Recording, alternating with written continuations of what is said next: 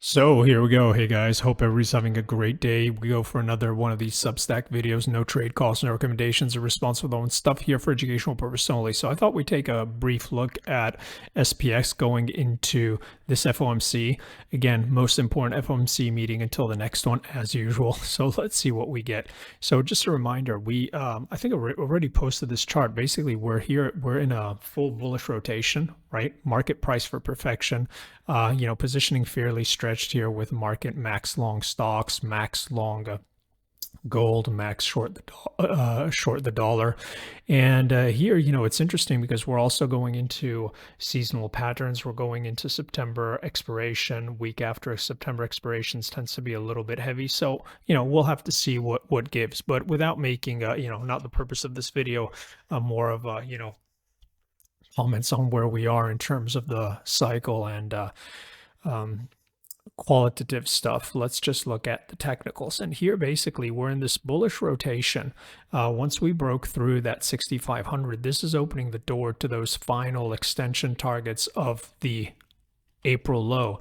And those extension targets is basically into 6,800. People who like round numbers can look at the 7,000. So that's the primary extension target of this long that triggered in April, and whether we get if we get a crazy move probably for next year, we're talking about 7,400 7,700-ish, but right now this is the move we're in. So what to look for here?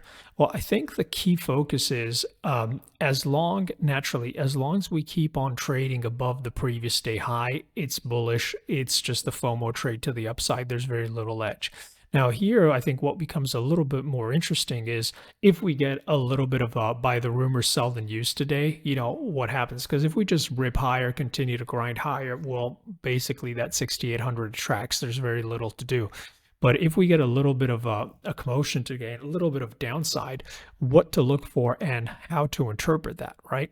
So I think the biggest mistake one could make today is if we see a little bit of a move back down into that 10-day moving average, to think, oh my God, it's the end of the world, right?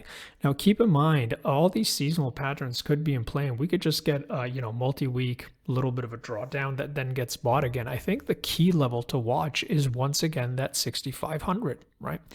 Well, that's a fairly important level because not only were we hovering at that and it's been a pivotal level, but if you go back, you can see this candle here. That's also the little bit of the wobble we got on the NFP day, right? So that's going to be a very interesting reference point because not only where it is in the cycle, but also because a lot of new positions were initiated yesterday, not only initiated after that non-farm payrolls, not only shorts puking out, but new longs likely now with cost averages around this level. So I think here, if at any point post the FOMC, we see a heavy move down that can hold below that 6,500 from a closing basis, ideally on decent volume, and can take out that NFP range, then most likely we could be shifting into, a break below that. Any rally is a sell back into that 6,500 holding as resistance for a bigger correction back down towards the 6,100, 6,000 level.